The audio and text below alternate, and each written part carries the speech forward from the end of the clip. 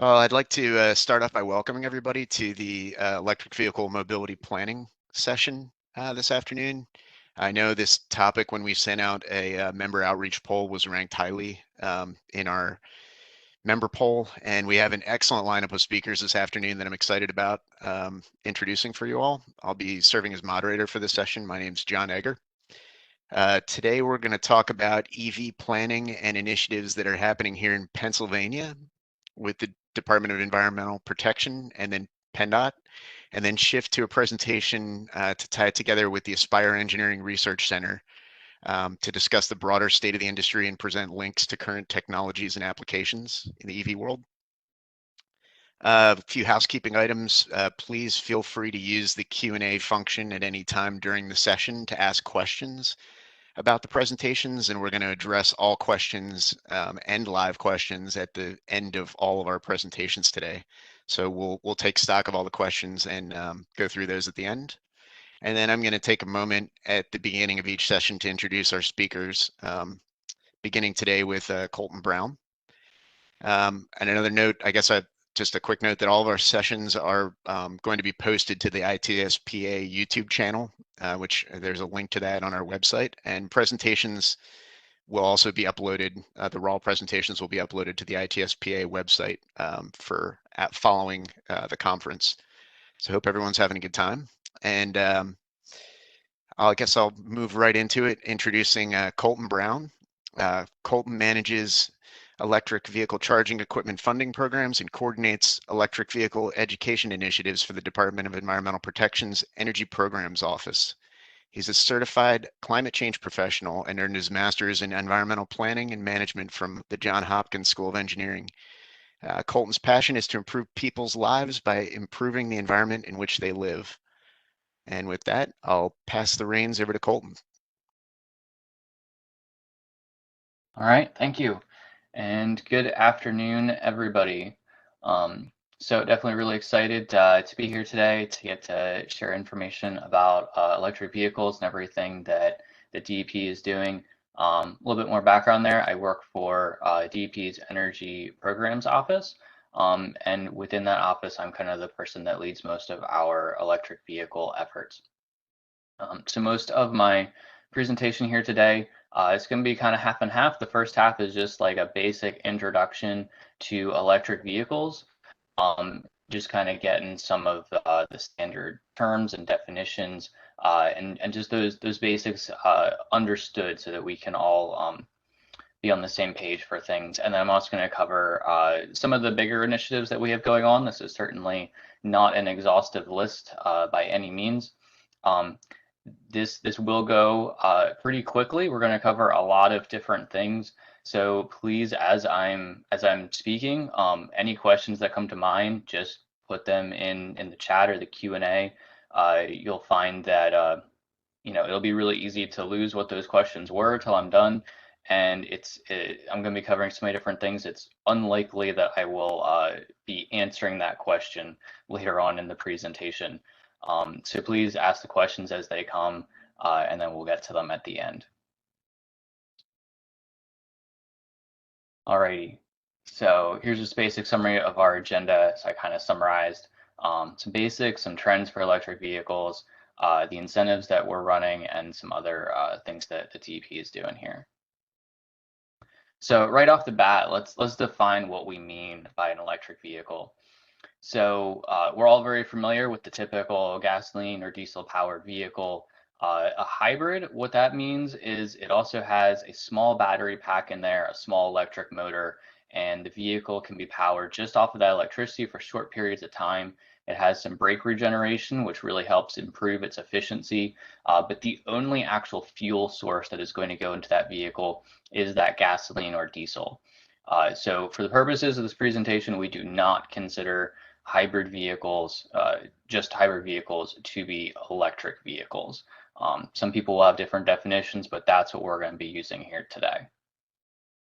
So what we do mean when we refer to electric vehicles is a plug-in hybrid or a fully electric vehicle. A plug-in hybrid is just like a regular hybrid, but it has a large enough battery pack that it can be plugged into an external electricity source to charge up that battery, so you have an electric only range before that gasoline engine would kick on to provide you with a more travel distance. Usually you get somewhere between 20 and 50 miles in electric mode before that gas engine will kick on. And then of course, an entirely electric vehicle means that you have a much larger battery pack. You do not have a gasoline motor. You have no tailpipe. You're just running on the electricity. So there's some obvious benefits to electric vehicles over the typical internal combustion engine. One of which is that they have much lower operating costs. So you're generally going to spend somewhere between 50 and 70% less, both on your fuel and your maintenance expenses in an electric vehicle. That's because an electric vehicle is much more efficient with that energy. Much more of the energy is used to propel the vehicle forward, so it costs less to fuel it. And then they also have many fewer moving parts. You don't have oil changes. You don't have a lot of the standard maintenance or issues that can go wrong with an internal combustion engine. And then that brake regeneration also really takes a lot of strain off of your braking system, which is a common recurring or just typical maintenance expense in a vehicle. And then, of course, the reason that DEP is strongly helping the adoption of electric vehicles is that they are great for our air and therefore our health. Switching to an electric vehicle and charging off of the regular electricity grid, you're going to reduce your overall emissions by about 2/3 to 3/4 right off the bat. And that's largely due to that increased efficiency of the electric vehicle with its energy, and also because we have a mix of electricity sources. Some of those do not have any emissions associated with them. And then, of course, as our electricity grid gets cleaner, the emissions of that electric vehicle will continue to come down until they're nearly non-existent. And of course, as we reduce those emissions coming out of the tailpipe, we help out our communities, especially environmental justice areas that can be disproportionately impacted by poor air quality. So it's just great for ourselves and the people around us. Okay, so I'll probably spend the most time on this slide of any of them because this is something that is entirely new when you're talking about electric vehicles compared to an internal combustion engine. We're not used to different speeds by which we fuel something. So when you're putting electricity into a car, there's a couple of different ways to do that, and there's pros and cons of each, obviously. So any electric vehicle or plug-in hybrid, it will always come with a cord that you can just plug into a regular wall outlet. And this is what we'll typically refer to as a trickle charge for a car, because it's going to give you about 4 miles of vehicle range per hour that you charge that way. So it doesn't seem like a lot, but keep in mind that most of our vehicles are parked for very long periods of time. So if you don't drive many miles, or especially if you have a plug-in hybrid, which doesn't have that large of a battery pack, many people find that level 1 charging, especially if they can charge overnight at home, is actually sufficient for most of their driving needs. Because you'll get 40, 50 miles of range every night, and if your commute is 30 miles round trip, then that's all you ever really need for most of your charging needs. So moving up from level 1, we have AC level 2. And this is what you can commonly think of like as a dryer outlet. So we're stepping up into the 220 volt range and a little bit higher amperage. That way you get a faster charge. Typically, you'll be getting 20 to 25 miles of vehicle range per hour that you charge this way. Many public stations will also be level 2 charging as well. Some plug-in hybrids cannot charge quite that fast. They don't have a very large battery. They don't need to charge that fast. So some plug-in hybrids may only be able to take in 10 miles of range per hour. But all fully electric vehicles can charge faster than that. So many people that can charge in home will install level 2. Some of them won't.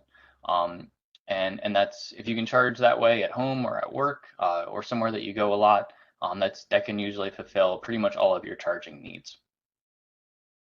Lastly, we have DC fast charging, which, as the name implies, is a much faster way to charge. You'll generally get about 80% of your battery filled up within 20 to 30 minutes, depending on your vehicle and the charging station. And so this is really great for like communities where there may be a lot of renters that can't charge at home. That way they have a really good charging option as they're out and about doing their errands. It can be really good for long distance travel along interstates when you need to charge it quickly while you're taking a meal break. So these are the different speeds that we charge with, keeping in mind that the vast majority of charging is level 1 or 2, but we do need that DC fast charging for certain applications. All right. So as we probably all know, electric vehicle sales are climbing and quite steadily. So this just shows sales in Pennsylvania over the last decade. 2020 looks like just a mild increase there, but that was actually a 25% increase in sales during a year that overall sales were down by 15%. So that is a 40% increase in market share.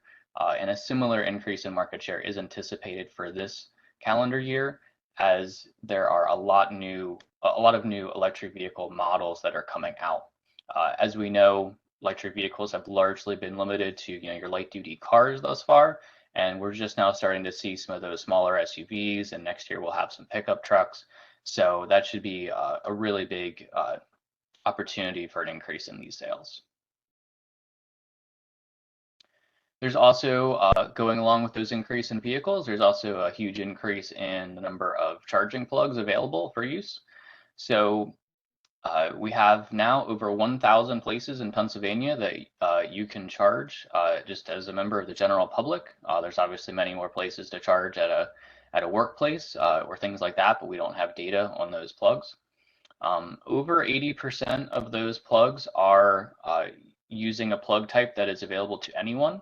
Obviously, some plugs are Tesla, which means that only a Tesla vehicle could use them, but most plugs can be used by any vehicle type. So now getting into some of the things that DEP and Pennsylvania State are doing to help the adoption of electric vehicles. So in 2019, DEP helped create the Pennsylvania Electric Vehicle Roadmap, which had 13 recommended actions for increasing the use of electric vehicles. We then have also made a 2021 update in a booklet format for that EV roadmap. This is a really great resource if you're looking for some basic information, or if you want to share that information. It has a lot of the information I'm covering today. It has some of our incentive programs. So it's a good public education tool that is available.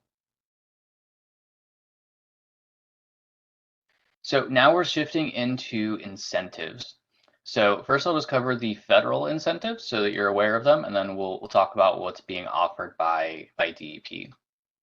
So on the federal side, there is the federal income tax credit of up to $7,500 for the purchase of a new electric vehicle or plug-in hybrid. It is no longer available for GM or Tesla because they have exceeded their sales cap. That is the tax form right there if you want to look for more information on that. That is available to individuals or businesses. And then there's also the 30% federal tax credit for installing charging equipment.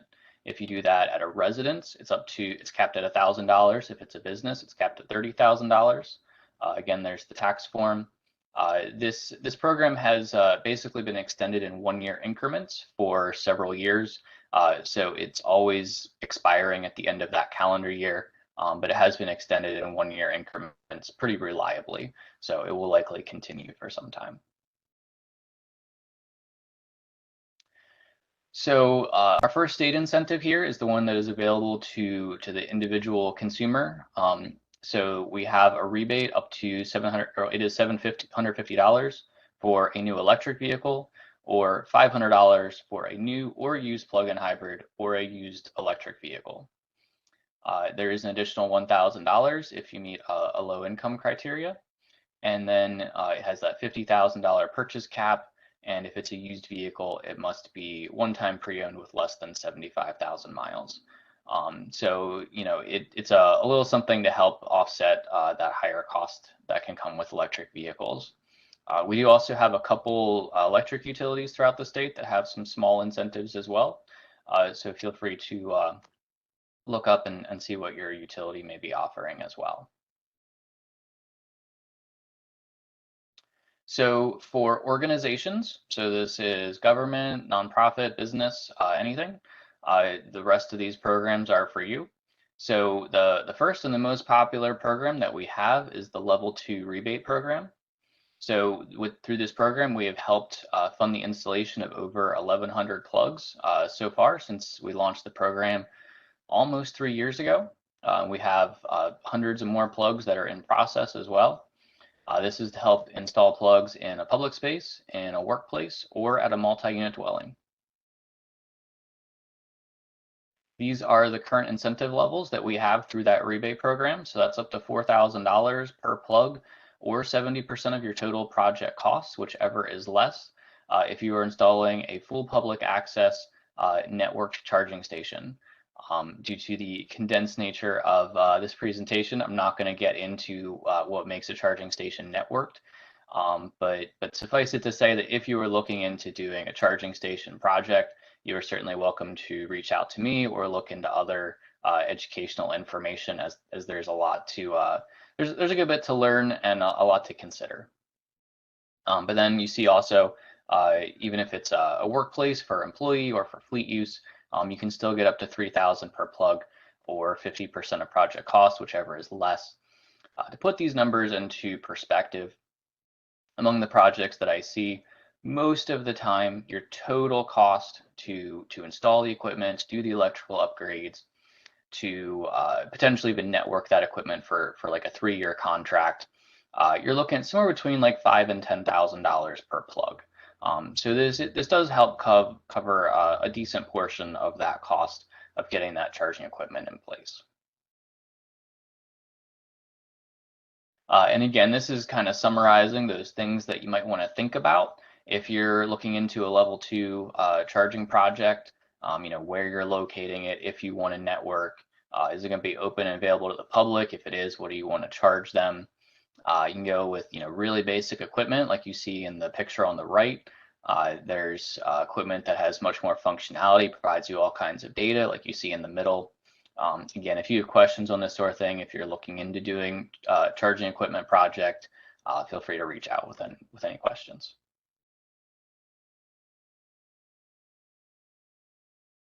All right. So we also have our DC fast charging grant program. So we award about $2 million a year through this program. We have enough funds remaining to do this year, which is yet to open. It'll be at the end of the calendar year, and then probably next year as well. So we award up to $250,000 per project to install 24/7 publicly available DC fast charging. For the coming rounds of this program, or at least the upcoming round, we're hoping to really focus this program on kind of building out the interstate network, filling in some of those large gaps that we still have so that people can feel confident in traveling long distances with their electric vehicles. And they can see that map and those dots on the map when they're doing their purchasing and making a decision, so they can feel confident and just reduce that range anxiety. Okay, and here is the pie chart. The two programs I just talked about, Level 2 and the DC Fast program, they collectively make up the yellow slice of that pie. The whole of that pie is Pennsylvania's share of the Volkswagen diesel settlement funds. So there's many other programs here. We can only put 15% of those funds toward the charging equipment. So we have a lot of other programs with the remainder of the funds. Much of them focus on replacing older diesel equipment and replacing it with new lower emission vehicles, whether or not they don't have to be electric. They can be other things as long as they have that newer emission control technology on them. So one here that is one of the other popular programs. This is either a rebate or a grant program, depending on how many vehicles you're replacing. But any medium or heavy duty vehicles of class 4 through 6, you can get a financial incentive to basically scrap that older vehicle and replace it with a new one that will have lower emissions. So if you're looking for any info on that, go to Driving PA Forward. That is also where you'll find information on those two previous programs as well, the Level 2 rebate and DC Fast. All right, and our Our only program here that is available to organizations and not part of driving PA forward is the Alternative Fuel Incentive Grant Program. This one we get funding just through the general budget each year. And this is to help transition fleets onto alternative fuel vehicles. So it can help you with either the incremental cost of that vehicle or the refueling equipment for that vehicle. And it does also have a section for public fueling as well. So this means that if you're an organization, whether that's business or government, and you want to be looking to buy an electric vehicle or to put in charging equipment for some fleet vehicles that you're purchasing or both, you can use that to help offset those costs. It is competitive, so you do have to wait for an application due date and then hope that you're selected and put in a good application. But it is open right now. It'll be open through December 17th. So if you're interested in that, you can use that link there. You can go look up the Alternative Fuel Incentive Grant. But it's a really good opportunity, even if you're just looking to start off with your first, light duty cars and get them over to electric, so that you're getting yourself prepared for the future when all kinds of vehicles will be switching. All right, so I know, like I said, we covered all kinds of different information. Here is a quick snapshot summary of those programs. Again, if you have any questions, feel free to reach out. That was a very cursory overview in the short time that we have. And then I do also have my contact information here so that you can reach out if you would like. So I will leave that for just a moment while I switch over. I am also covering for Rob Graff of the Delaware Valley Regional Planning Commission. I'm just going to do a couple quick slides for him here to cover some resources that they have available regarding electric vehicles.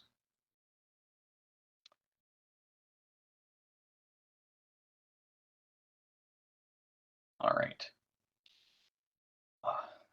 Let me pull up his notes quick. So basically, DVRPC has two really good resources that are available to anyone. The first one here is the Electric Vehicle Planning Toolkit, which maps the distribution of electric vehicles and charging demand, particularly in the Philly region, but also somewhat statewide as well, especially for the registrations. So it goes down to the census block level for both Pennsylvania and New Jersey for electric vehicle registrations. And then it has tabs for distribution within the Philadelphia region, the state of Pennsylvania, and the state of New Jersey. It also projects out what electric vehicle distribution might look like when we get to 5% electric vehicles and what demand that will put on workplace charging.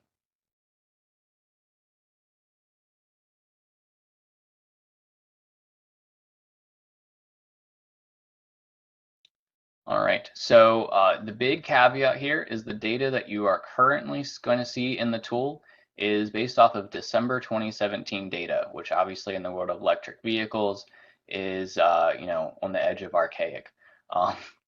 DVRPC has gotten some updated data, registration data from PennDOT recently, and they're working on getting that VIN-decoded and into the map. So hopefully within the next month or so, this will be very up-to-date data and much more useful for that reason.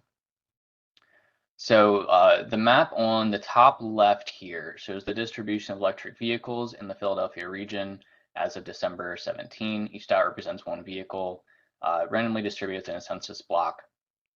The map on the top right shows the projected distribution of electric vehicles when there's 5% market penetration for electric vehicles. So you see a very big difference there. And then the map on the bottom shows the demand for workplace charging within the region at the census block level. So just some examples there on things you can do with that. You're welcome to go to the website for more information if you want to play around with it. And then one other really cool resource that they have available is they have a toolkit for municipalities to guide them through the process of understanding electric vehicles and how they fit in with their municipality's needs and ambitions. This resource includes an EV 101 guide, information on selecting fleet vehicles to electrify, guidance on installing charging equipment, and information on grants and rebates available to municipalities and counties. Obviously, many of those things, there's going to be a lot of overlap regardless of what type of organization you are, as most of the incentive programs are available to any organization. And then on top of that, DVRPC is available for technical assistance for municipalities if you are a government entity and interested in contacting them and getting some help. And yep, they have some examples of things they've done with municipalities there. But that is a quick overview. There's his contact information. He's definitely very willing to help out anyone that might be interested if you want to contact him.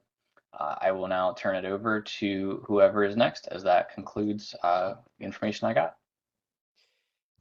Thanks a lot, Colton. That was great. Excellent presentation. We'll keep things moving here for our second speaker. I'll introduce Gunnar Rhone. Gunnar Rhone is an engineering specialist in the PennDOT Office of Transformational Technology. Oops, lost my screen here. He has lost it again. 6 years of engineering experience, which includes CAV pilot planning, deployments, and emerging mobility solutions across the country. His notable project experience includes PennSTART, which is the Pennsylvania Safety, Transportation, and Research Track, Pennsylvania's Vehicle Platooning Policy and Personal Delivery Device Policy, the PDD policy, and Smart Columbus. Gunnar holds a BS in Civil Engineering and MBA, both from Pennsylvania State University. So with that, I will turn it over to Gunnar.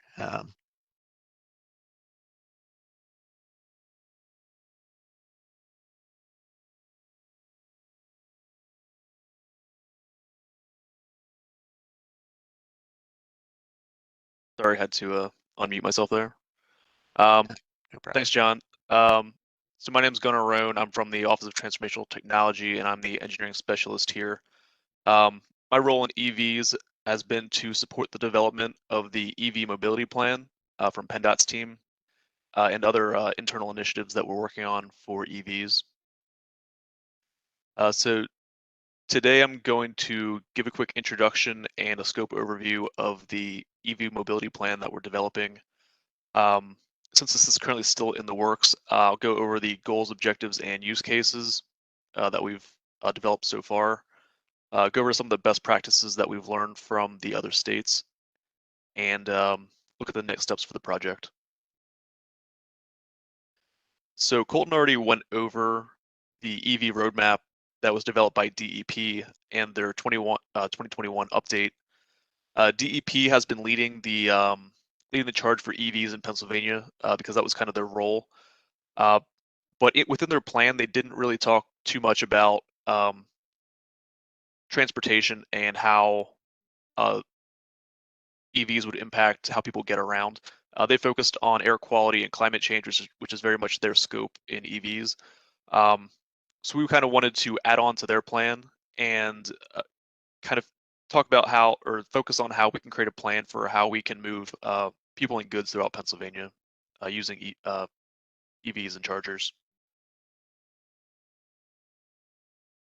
So the EVmobility Plan that's being worked on, it's currently being done by our consultant, HNTB. And what this project is going to do is we're going to confirm the goals, objectives, and use cases, which we have already done with our stakeholders. Our stakeholders so far in the project have been central office, the districts, and some of the municipalities and cities. We're still working on getting the MPOs involved to make sure that they're also on board with the goals, objectives, and use cases that we've developed. We started identifying best practices by reaching out to other states to make sure that what we're doing is in line with national and regional best practices. We started identifying existing conditions, so like where are our chargers, which chargers are out there, where are the EVs, so we know the infrastructure that's already out there so we can deploy around that. We also how did technology scan perform? So what are the different technologies that we have? Like what are our tools in the toolbox that we can use to deploy? We're only really going to be focusing on EV chargers, but it's going to be good to know what else is out there, like inductive charging or overhead catenary lines and just other technologies that are out there. Also, as part of the project, we're going to evaluate the climate impacts and equity considerations of EVs because that's important in everything that we do. And then we will develop the EV mobility report. So Colton already went over the 3 different levels of EV charging. You've got the level 1, which is your at-home charging. You've got the level 2, which is going to be your like 8-hour charging. And then you've got the DC fast chargers, which are your about 30-minute charging. The level 2s, we see that being beneficial for state parks and attractions where you might be staying for a little while. Like I said, the level 1 is only at home. But then the DC fast charging is where people who are currently traveling through the state just to, and they'll need to just charge really quick. That's the one that they're probably going to be using. For the alternative fuels corridors that FHWA has set up, the only ones that are applicable for the DC fast charging are the CCS1 and the Catamo chargers. The Tesla chargers, since they're proprietary, they don't count towards the alternative fuel corridors. Your Japanese cars are usually the CCS1, and then the American and European are usually the Catamo charger. So both of those have to be at the charging station for it to be applicable for the FHWA alternative fuel corridors.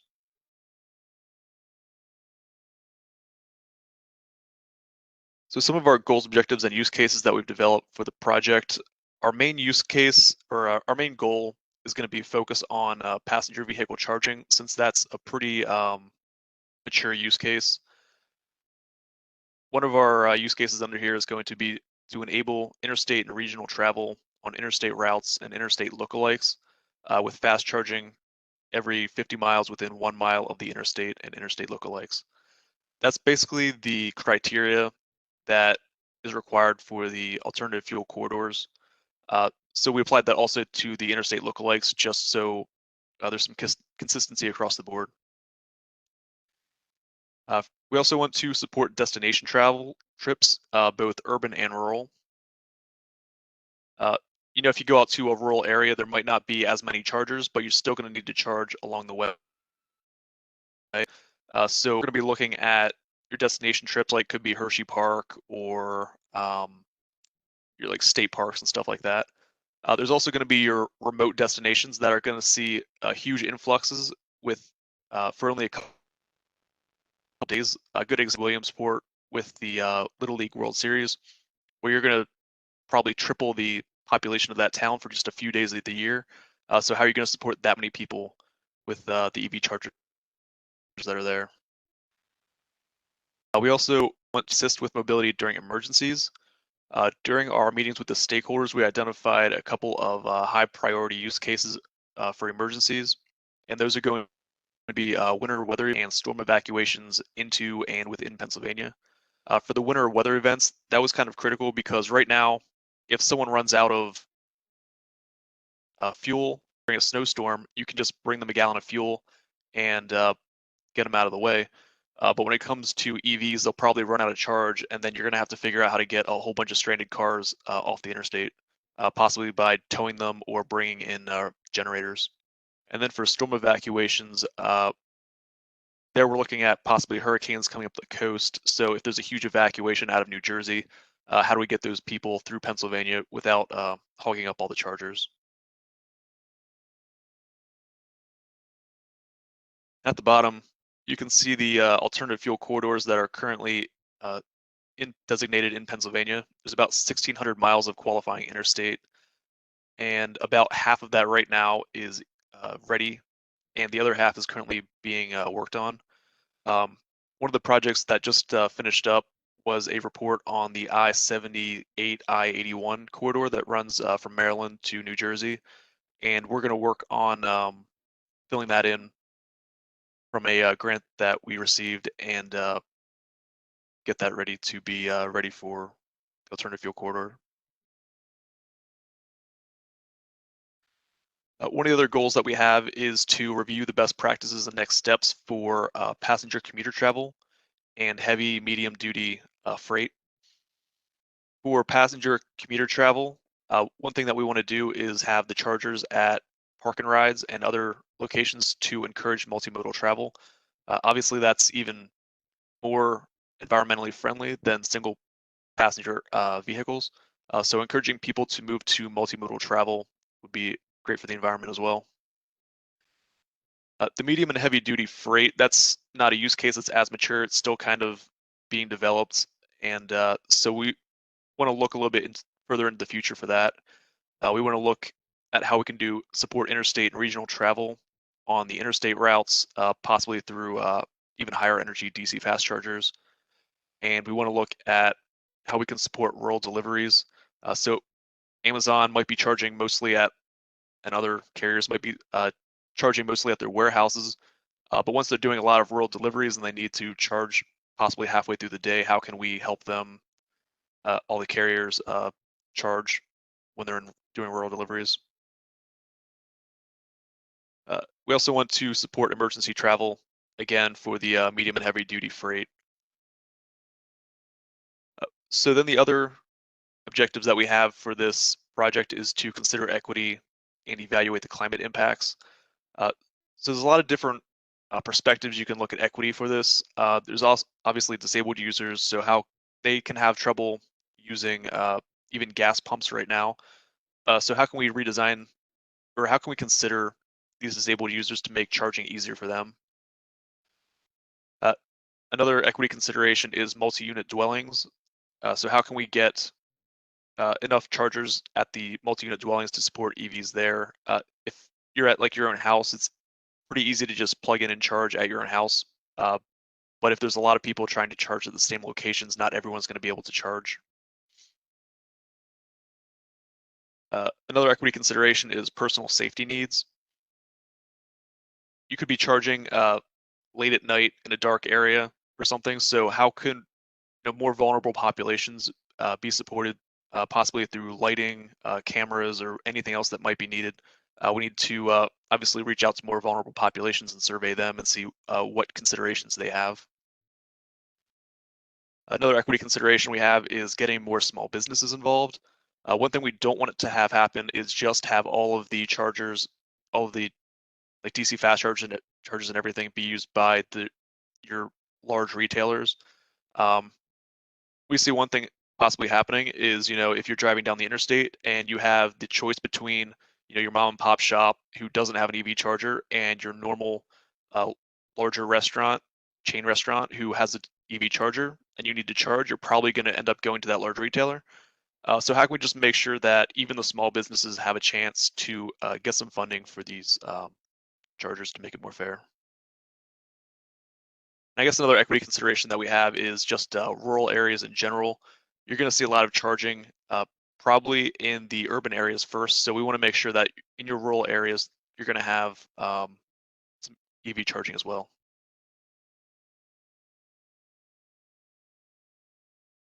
So some of the best practices and lessons learned that we've learned so far, we reached out to Maryland, Colorado, Virginia, NREL, and the U.S. Department of Energy to get some lessons learned. We've already started taking some steps and took some notes from Maryland and developed our own EV Senior Advisory Council. Maryland's set up a little bit differently, so they have different departments, while rather we have different bureaus within the Department of Transportation. So we have representatives from all the bureaus, and then planning and communications and Office of Transformational Technology. And we created this council so we can have better communication and make sure we're all on the same page for these projects and make sure that everyone is being brought into the conversation. Another lesson learned that we have is to survey employees to identify facility locations to prioritize. That was something that Maryland did and seemed to be pretty successful. So if we just identify or survey all of the state employees, we can figure out, which facilities we would want to prioritize and how many chargers we might need, just based on how many people either currently own EVs or are planning to own EVs in the future. Another lesson learned we have is to map the charging stations and EV owners. Colton brought up that map from DVRPC and some of the work that's currently being done there. That's great work, but obviously some of the challenges that he already talked about was the VIN decoding. So we need to make sure that we can validate and see where all of the EVs definitely are. And that's kind of a process that we have to go through. It's not super easy. Another lesson learned that we have was that some fleet vehicles can't be changed over to EVs during, because when you do need to use those fleet vehicles, they're used a lot and they're just going to run out of charge. And that could be snowplows or emergency response. Another lesson learned that we had was that there's a certain amount of buses that you might need to keep as non-EVs. If you're like in an emergency situation where the entire city loses power and you need to do an emergency evacuation by using like a fleet of buses, you might not have any EV buses that have charge, so you'll have to go back to diesel or CNG or some other fuel to do that evacuation. We also learned that AV companies, at least many of the AV companies, aren't deploying in rural and low-income areas due to a lack of EV charging. A lot of the AV companies are starting their designs by using EVs, so they don't need to change from diesel to EV in the future since it's coming. So since they all have, many of them have EV cars, they haven't been able to deploy in the rural and low-income areas. So just to increase that equity, it would be nice to have the EV chargers in those other areas. One of the other beneficial things for customers is to be able to see the availability of which chargers are currently in use or which ones are reserved, and that's usually done on the networked chargers. So those are the ones that have communications, and the network companies allow for those extra features for the being able to view the availability. We also learned that ride sharing, ride hailing, and car sharing are helping to improve equity because their user doesn't need to purchase the vehicle. That's something that was shown in California. So just encouraging more ride sharing, ride hailing, car sharing, that can help improve that equity because these EVs are typically more expensive than your gasoline cars. There's also a pilot that California did where they gave e-bikes to low-income essential workers. That was seen as pretty successful, and it also helps memorize that EVs could be more than just passenger vehicles. There's also opportunities for e-bikes and scooters and other vehicles to be brought into the mix. So some of the next steps for this project, we still need to evaluate the climate impacts of deploying some of these EV chargers in certain areas and facilitating the movement of people and goods by using EVs. We also want to still look at the equity considerations and find some more best practices for equity. We also need to still engage the MPOs and continue to involve our other stakeholders like central office, the districts, and the municipalities. Then after that, we will develop the EVmobility report. So I'll take any questions after the end, and there's my contact information. Thanks.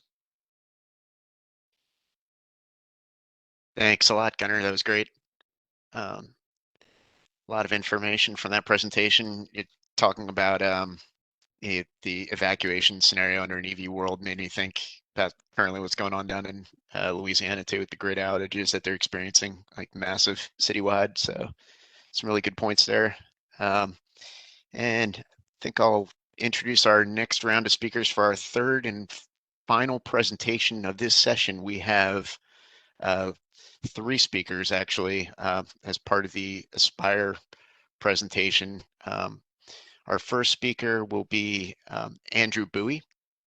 Andrew Bowie is a vice president for AECOM's transportation business line, leading the global transportation electrification team. And Andrew's focused on supporting how our cities, utilities, and infrastructure owners will shift to zero emissions technologies and develop strategies to optimize and accelerate these efforts. And then jointly presenting with him will be Bill Haas. Bill Haas is an associate vice president at AECOM with responsibility for transportation electrification and decarbonization strategies and growth.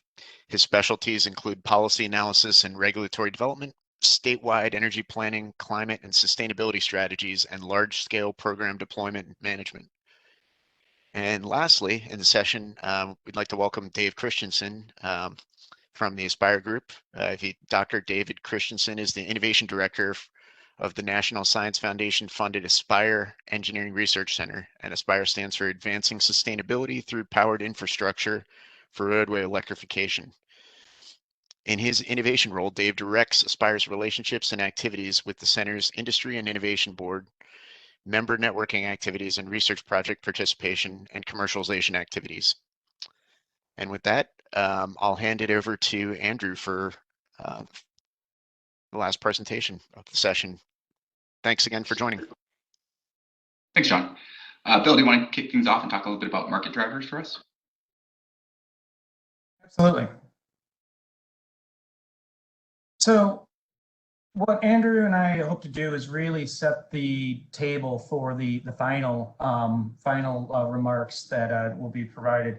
But so first, and we've heard a little bit about this, particularly from the conversation from DEQ, but taking a look just outside of this state, but looking more nationally and even globally, what are we seeing in terms of market drivers for transportation electrification? There's a couple of additional ones to the earlier remarks. First, for all the reasons that were mentioned before, air quality, public health, we're starting to see states and regulatory agencies that are passing mandates and other proposals to support transportation electrification.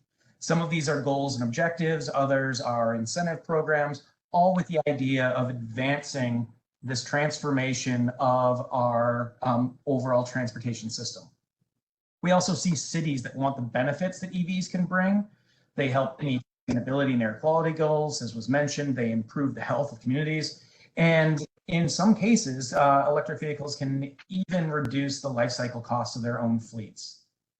Similarly, we have transportation agencies that are trying to develop best practices for planning and the design of infrastructure required to support new vehicles, new bus vehicles in particular, that are coming onto their service and providing their duty cycles. And we're also seeing fleet owners and operators, particularly in the private sector, that are aligning electrification efforts with their own ESG goals while seeking cost savings.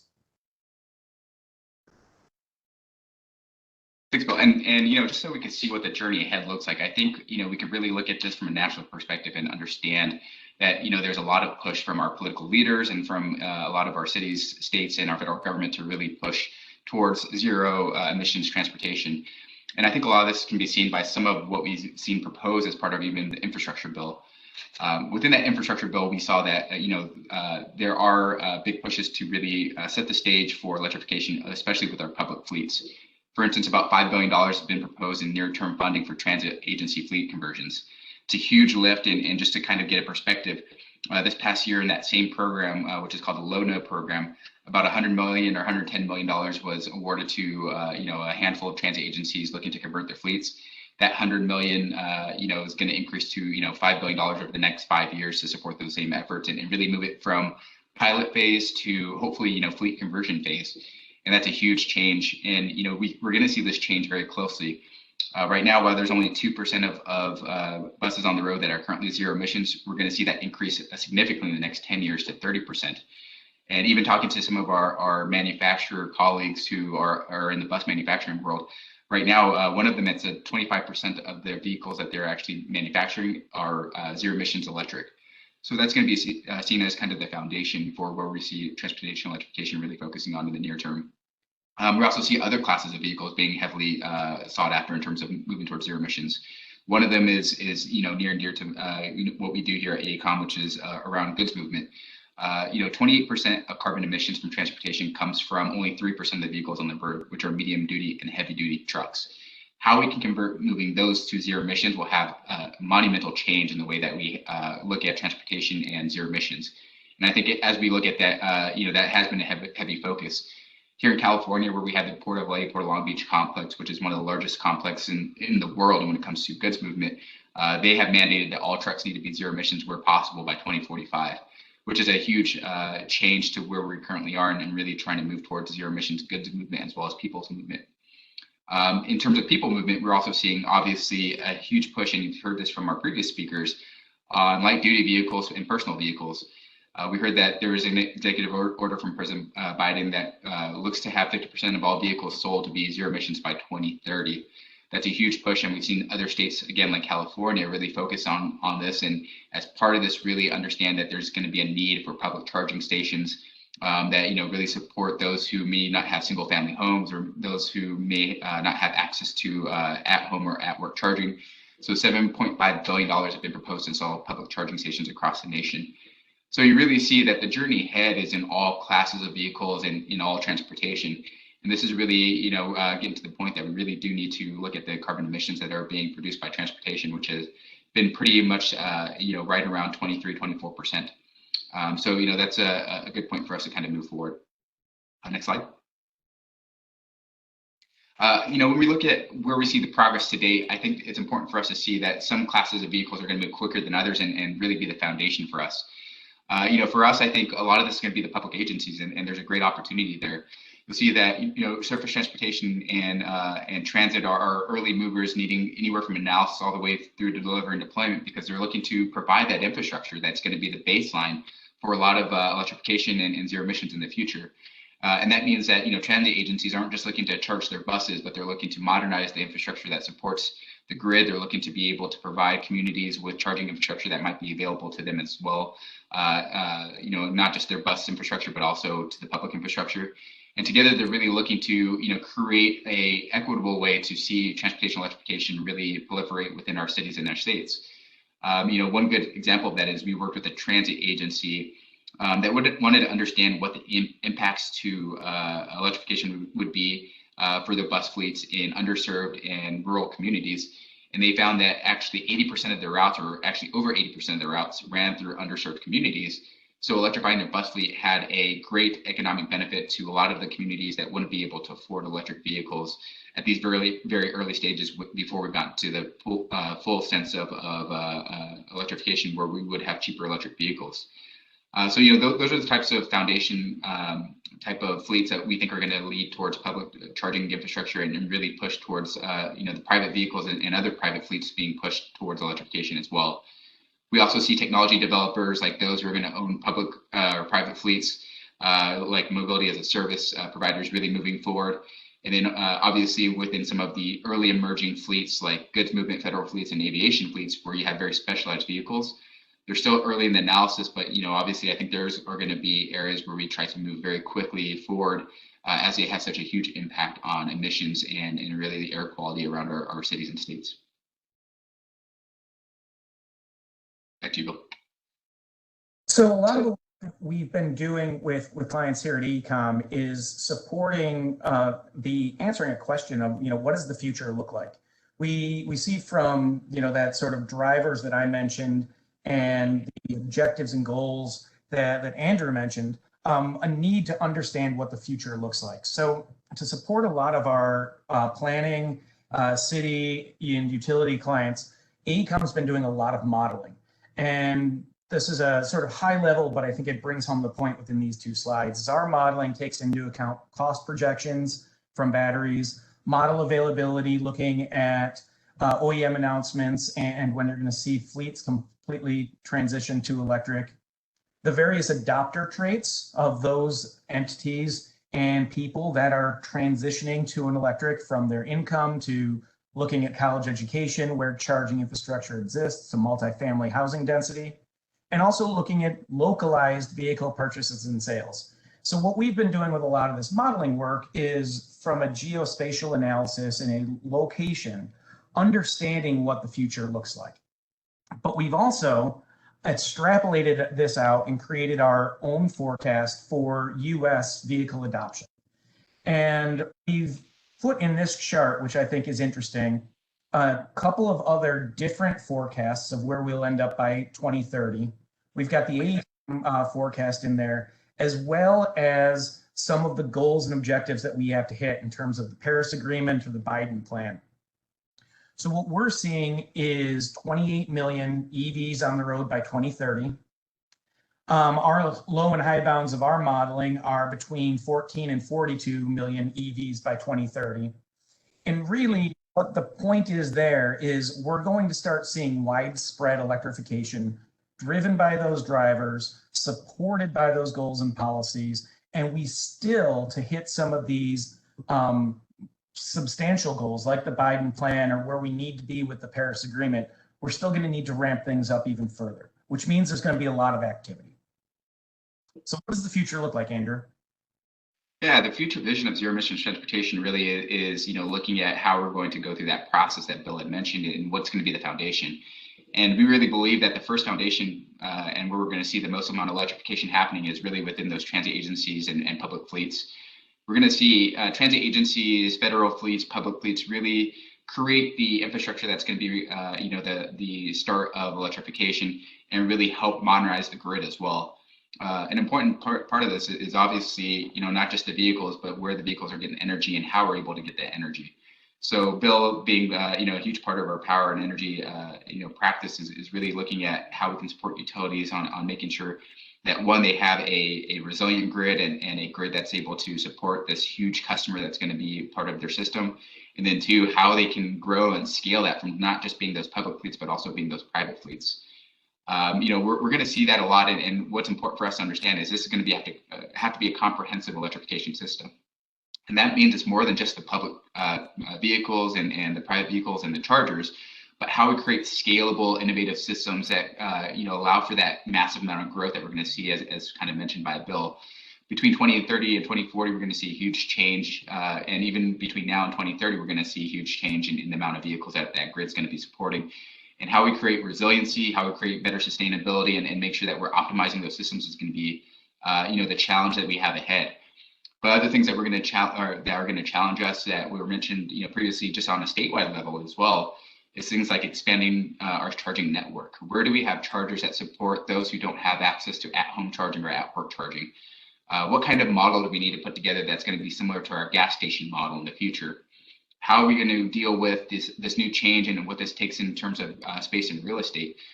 For a while, we're going to have a heavy mix of internal combustion engines and electric vehicles, which means more room for charging, more room for fueling that's going to be required in kind of the fleet world as well as the public world. And that's going to be, a challenge for us to kind of move forward.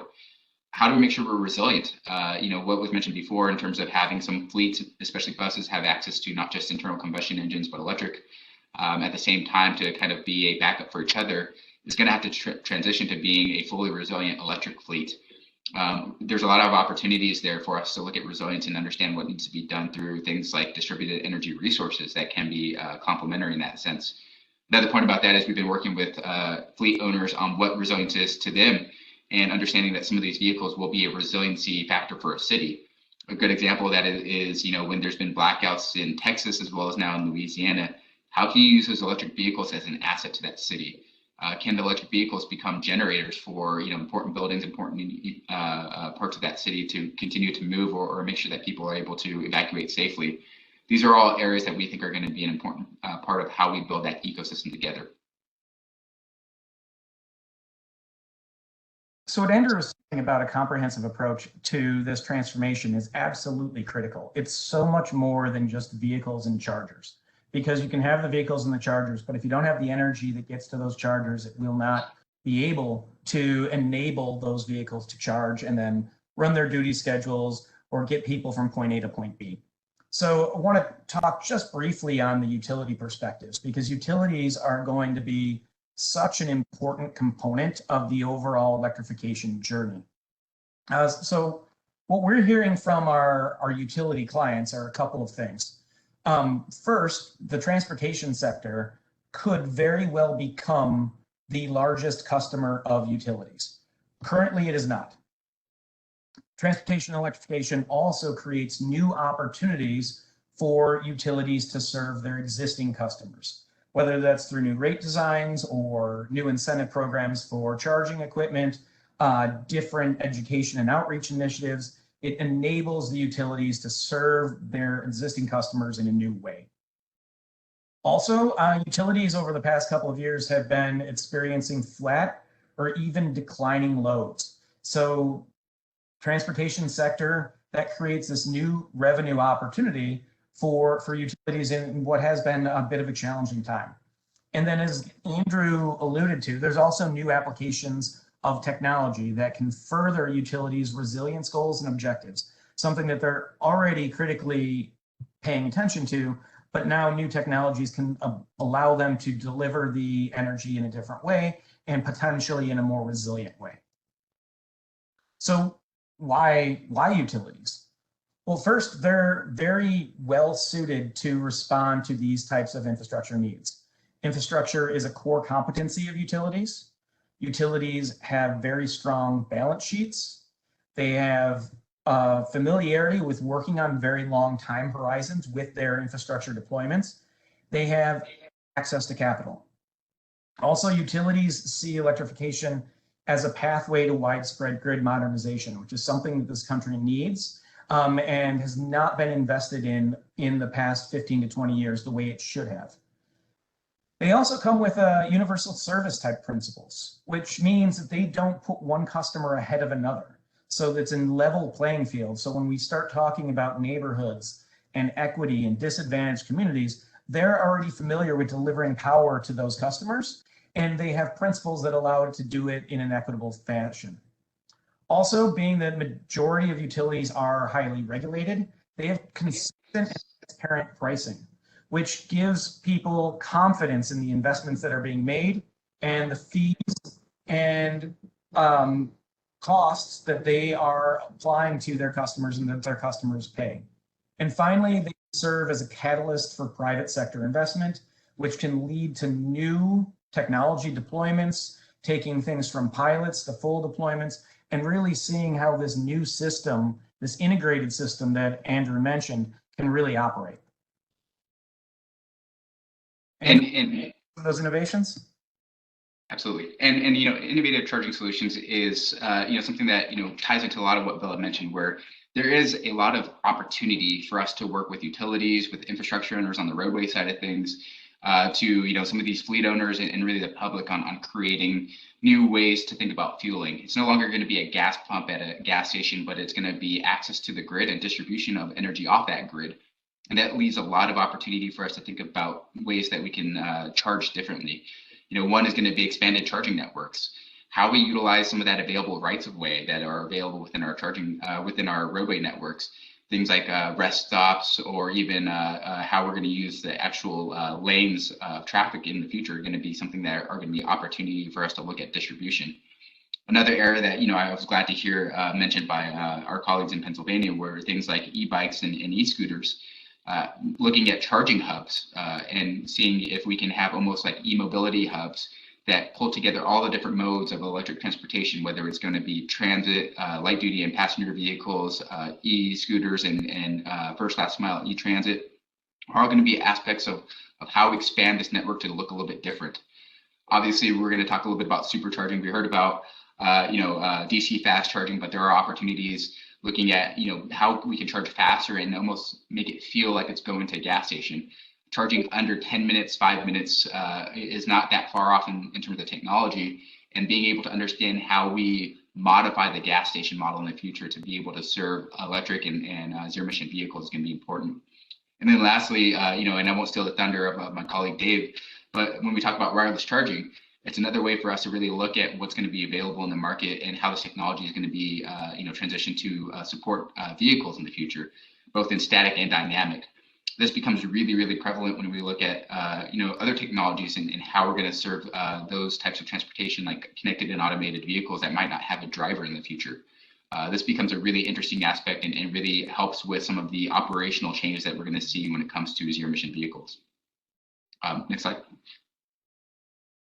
And as Bill had mentioned, there is going to be opportunity for the private sector to be involved. And one area is a challenge that we see, which is really understanding how we get the infrastructure available for some of these fleets and some of the cities. And what we've seen is charging as a service is a model that has been explored quite a bit. In fact, in a report that was done earlier this year by the Rocky Mountain Institute, they said as we get to scale, really charging infrastructure and being able to support these different duty cycles becomes a very huge effort, and it's not a trivial task. So being able to look at charging infrastructure through managed charging or charging as a service through outsourcing becomes critical. And what that really means is getting that public-private partnership together and understanding who's going to be able to provide the charging infrastructure to help fleets be able to realize the gains faster and more efficiently, and hopefully take some of that risk away from the fleet owners who are unfamiliar with the technology, unfamiliar with the equipment, and unfamiliar with the utility as well. So that really is a great innovation that we hope to see in the future as well, really helping accelerate the way we see electric vehicles being adopted today. And with that, Bill has our contact information on the next slide. We're happy to answer any questions, but we want to leave enough time for Dave to kind of go through this.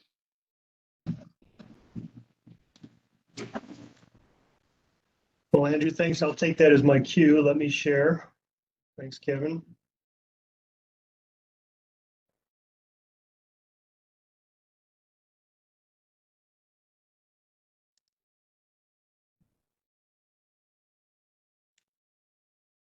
And let me go to present.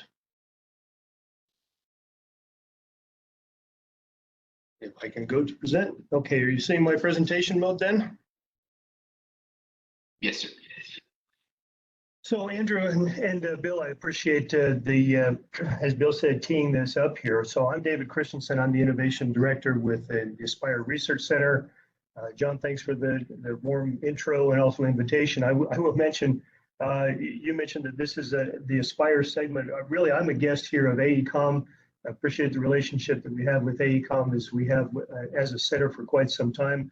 I'd like to maybe take what has been said here by Colton and Gunnar and Andrew and Bill all, and maybe just pull back a little bit and hit some key elements of each of those. And as Bill mentioned, talk a little bit more about the future. And I think Andrew teed this up really well, also looking at some of those future technologies and where do we go from here. So to do that, I'll first just lay a little bit of foundation about the Aspire Research Center. We are a strategic partnership, National Science Foundation funded as an engineering research center.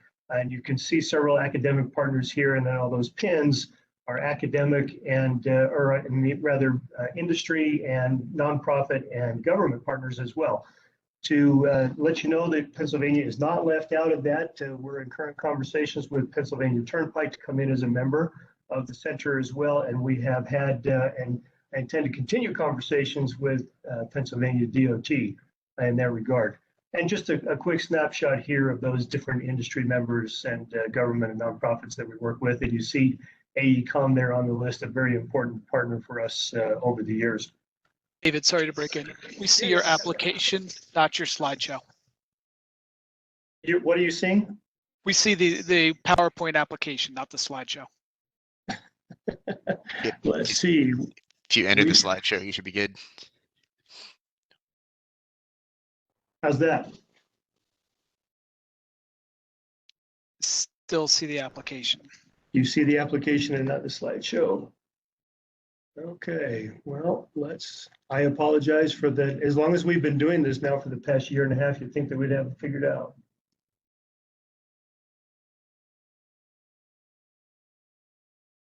Okay, you're seeing the slideshow now? Yes, looks good. There you go. Okay, great. Okay, so I just mentioned that these are the industry and innovation partners, and like I mentioned, AECOM has been an important part of that. As we go forward, let's think just a little bit backwards. Over the past 120 years or so, the vehicle manufacturing industry, the grid industry that Bill talked about, and the transportation industry have really, for the most part, existed in parallel. Certainly some crossover in a variety of ways, but now as we see the advent of electrification and connectedness and autonomy and a variety of modes of mobility, we really see a convergence, and that of course presents a number of challenges, but it's at those points where we see challenges where we also see the opportunities, and you see some of those opportunities here with a portfolio of possibilities coming together, both in terms of technology and use cases. We spent a fair amount of time here at the beginning with Colton and Gunnar talking about what are we doing now to take advantage of electrification and the promised both adoption levels and impacts that come from that. And as if we were to continue on in that way and look only at a battery-centric model and a plug-in centric model, as opposed to now where do we go from here, as Andrew and Bill both talked about, we see some real limitations. And some of those limitations are represented here with that battery-only model, in particular as we look at scaling up from light-duty vehicles now into medium-duty and into heavy-duty vehicles beyond that. Just considering batteries in terms of size and weight and time to charge and cost really becomes prohibitive at that heavier duty scale. And at the same time, heavy duty is where we really have the most potential to affect positive impact in terms of energy efficiencies, as well as some of the environmental impacts also. And then you see some of the elements relative to cost here as well. If we were today at the battery cost today, and yes, indeed, they're coming down, but if we were to electrify 20% of all vehicles, even only with a 250-mile range, which really isn't where they need to be, you're talking over $1 trillion, and that is going to be on a continual basis, just in battery costs alone. So one of the things that we're looking at the Aspire Center is how all of these technologies come together. And Andrew mentioned a comprehensive electrification system, and that's really what we see is needed. A couple of slides ago, we talked about a low-cost, ubiquitous system. Much like your smartphone today is a collection of technologies that have come together over the past 35 years into a ubiquitous system that you just use, and you don't have to think about how you're using it, it just works. So electrification is also like that, and that's where we need to go. It will be a collection of technologies that come together into a system that allows users, regardless of vehicle type, light duty through heavy duty, even on-road, off-road, aviation, maritime as well, to charge and not have to think about where, when, or how they're charging. That comes together in a portfolio of technologies that we're working on, not only within the center, national labs, all of our industry partners, AECOM, and several others, to take as efficiently as we can and as often as we can, power to the point of use. That's really the model that we've been working on in every other instance where we use power, where we use the grid.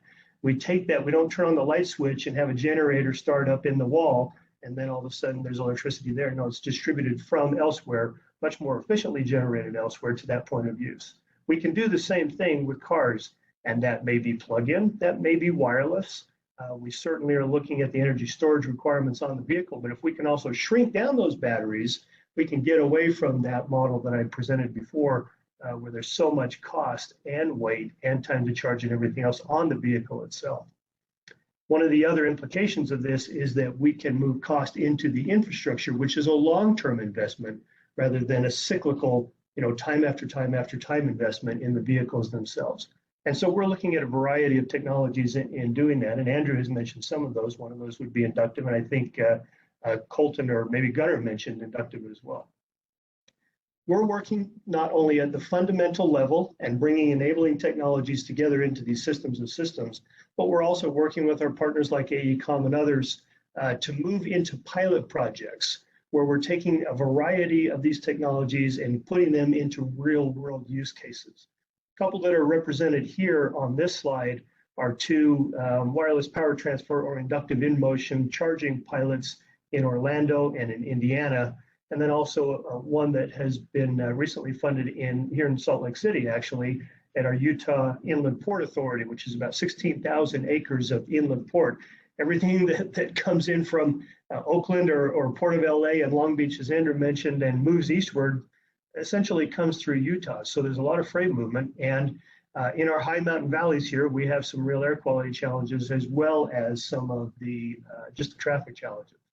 And so if we can take some of that freight logistics and turn that into electric to mitigate the airshed challenges that we have, as well as use electrification, in particular in the near term, to move that freight on the shorter routes and ultimately into the longer routes through the technologies that we talked about, and that's really where we're going. So let's talk about one of those future-looking technologies, and that would be wireless charging or inductive charging. In this case, as you see here in this illustration that AECOM helped us put it together, a dynamic wireless charging, or we just call it in motion. So some key elements, a little primer on that. This is a long way from the L2 charger or the DC fast charger in pedestal form on the side of the roadway. This is taking charge to the vehicle while it's being used, which is a much more efficient model. And so as we take power to the roadside and we embed non-movable parts that charge or create a coupling, a magnetic coupling between a transmitter pad and a receiver pad that we put on the vehicle. On this one, we see it on the trailer. We likely would see it rather on the tractor in heavy duty, or just on the bottom of a light duty vehicle. And we can configure those receivers on the vehicles to receive varying levels of power depending upon their needs. And so we shrink the battery down. This is part of a system where a vehicle will have a beginning state of charge and maybe even a goal for an end state of charge. And because we know traffic patterns and traffic use, in particular in key corridors, we can design systems, localized systems for the most efficiency and optimization of power use as we're taking the power to the point of use on the vehicle and rolling that load from the grid that Bill talked about over both space and time. So we don't necessarily have to have a 4 megawatt gas station. We can actually put that in the roadway over time. And I know that this is the tip of a very deep iceberg, and we can certainly have some more technical conversations with anybody who's interested after we go here. Some implications of wireless charging as we go. Really a combination, as I mentioned, a system of static and dynamic, and probably in combination with plug-in models as well, where we're still charging a vehicle at home or at work or whatever, become part of this system. From a vehicle energy storage perspective, it makes so much more sense to have maybe a 50 to 100 mile battery on the vehicle, which accommodates, by the way, about 94 to 96% of the trips that we take in almost all vehicles. We buy or purchase or use vehicles that we spend money on for only about 6% of the trips that we make in those. So it's a much more efficient system. And there will still be use for internal combustion engines as part of this, where use case dictates the need to do so. But certainly much easier on the grid as we look at possibilities for grid energy storage, but also the factors that you see here. Just one scenario here, a long haul semi truck, if we could wire that or charge that wirelessly, and you see here a pilot project that is currently underway by one of our industry members, Electrion in Sweden, where maybe a 100-mile battery is all you need, which would be $30,000 as opposed to $150,000 or more for a 20,000-pound battery on the truck that takes up a quarter of that payload. And it's a continuous load over both, as I said, space and time, and a much lower cost per mile for charging. So again, we can come back and talk about some of the details, but it's definitely a technology that we're looking forward to in the future. Just a little bit to the north and west of Pittsburgh there in Lordstown, putting together another pilot project. There's nothing proprietary here, but just to understand how a system like this might work, this is a plan that Lordstown is trying to put together for some economic development at a logistics operation there. If we could electrify both wirelessly and plug-in some key operations for vehicles in those areas, such as a FedEx a depot, and certainly a distribution center, and some other operations, and on major corridors, do wireless and in-motion charging to accommodate vehicles. Again, we already know traffic patterns and their use cases. And then if we can put together a smart and secure charge management optimization plan for that, that's really where we see all of this going. And that gets back to the point that Andrew had made about this being a comprehensive electrification system, or as we like to refer to it, even as systems of systems that we're now bringing together to get to that point of ubiquitous charging. So at Aspire, really, this is how we look at it. In the past, we have put the energy storage on board with petroleum-based fuels, and we take that with us, and it's done pretty well for the past 120 years. Today, we're transitioning to the point where still charging at convenient locations, we can use electrification to charge the vehicle, but we're still carrying all of that on board with us. Where we're moving to is ideally a system where the energy, hopefully locally produced, can be taken to the vehicle, whichever type of vehicle, wherever you're charging, not have to worry about when or where or how you do it, and can be integrated with, wherever we're using that vehicle's parking, drive-through, maybe Starbucks or what have you, and certainly while on the go. So that's where we're heading. Just my contact information here as well. And I think we've left a little bit of time for some Q&A, and I will stop sharing. And John, turn it back to you. Excellent. Yeah, thanks, Dave. That was great.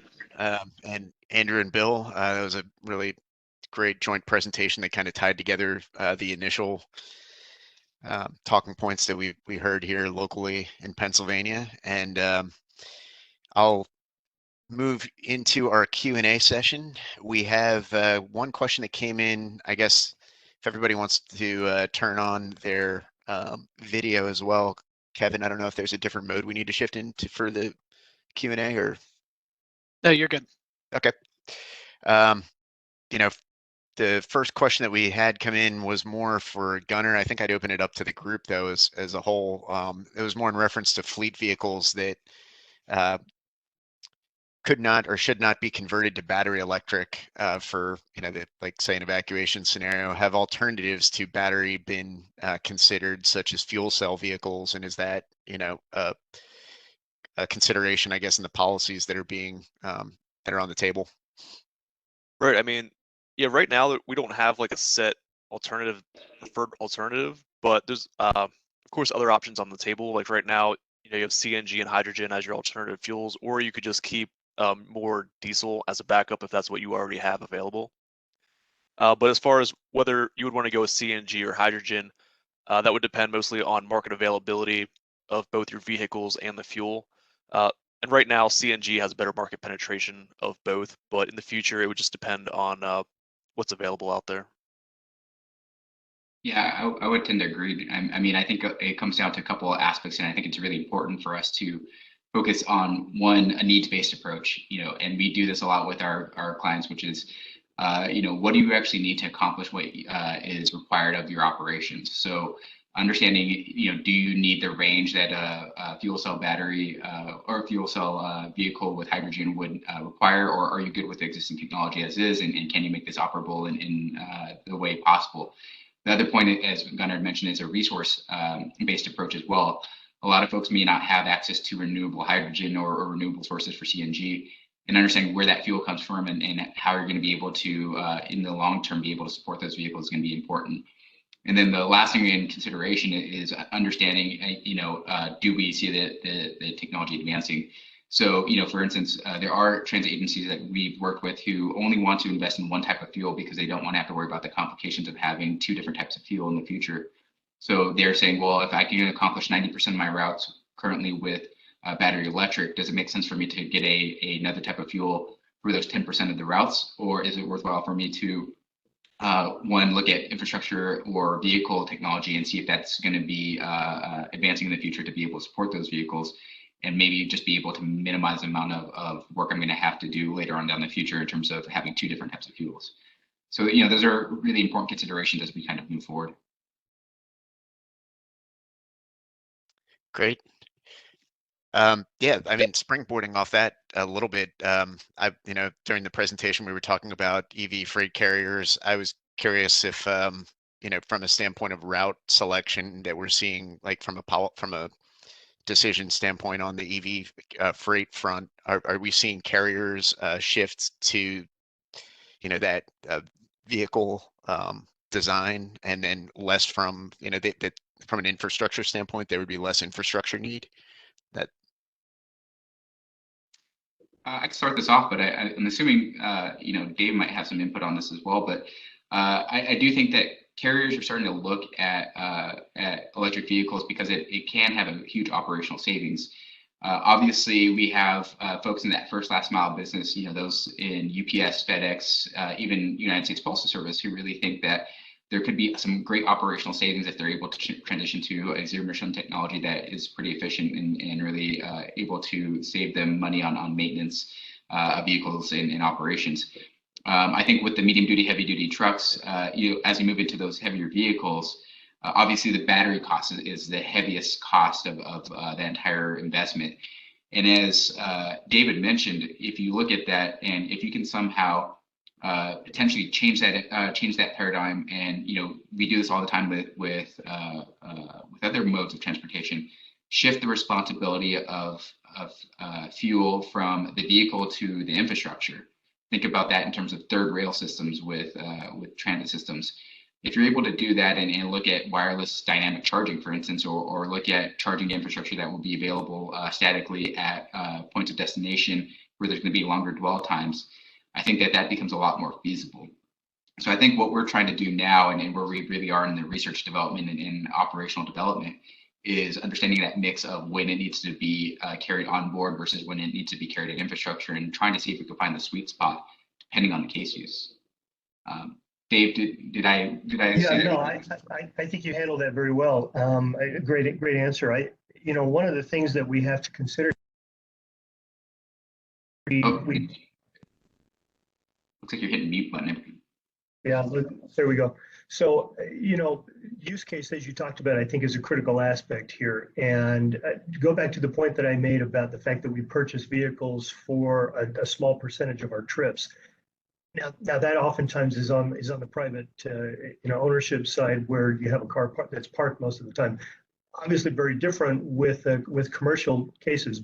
Yet at the same time, if you have a delivery truck that is capable of doing 400, 500 miles on one tank of fuel, that's great. But you may not actually have to carry all that with you. If you have a battery that's capable of 50 miles worth of range, and you've got a 250-mile service cycle to take care of, you certainly can't do that with opportunity charging along the way. And that can be plug-in, it can be certainly wireless, and it can be in motion, or it can be stationary. And all of those things come into play. And yes, there's some costs associated with each of those. But as we can move some of that into the infrastructure, there can be savings on both the investment from the owner side, the roadway asset owner, or whatever infrastructure owner that is, in the investment for that charging, and that savings can go and help to then pay for the capex on that. And it's the same thing on the vehicle owner side as well. There's a cost savings there that can in part be contributed back to the infrastructure side,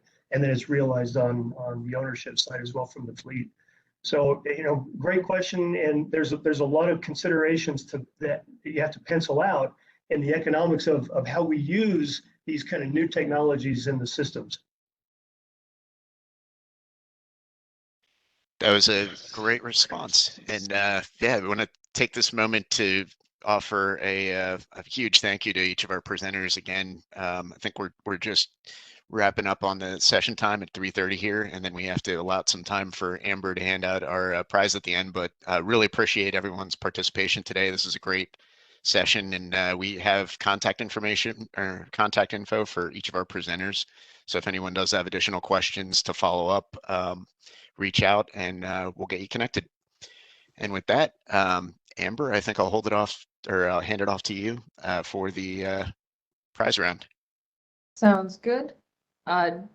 Just so you know, there was a question asked to the chat, so we'll make sure that gets sent around and answered by the panelists, if you were unable to see that, John.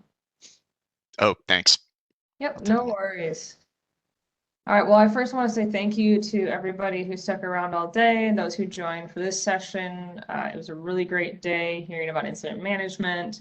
I really learned a lot personally in this session, so I want to thank both John for really pulling all of this together, as well as Dave and Chris, who pulled together the first session, and everybody that participated to make today a success. But with that, I will pull up, we have a AECOM, and one of our members sponsored a $100 Visa gift card. So I will raffle that one out. So.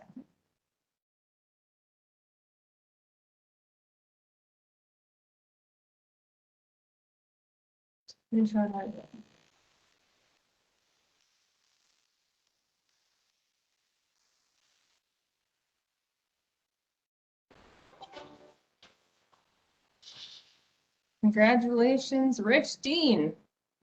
We will be getting in contact with you. Again, thank you everybody for sticking around and enjoying the sessions. We will be starting tomorrow at 10:30 with our connected vehicle, automated vehicle deployment sessions. Thank you again and have a wonderful rest of your day.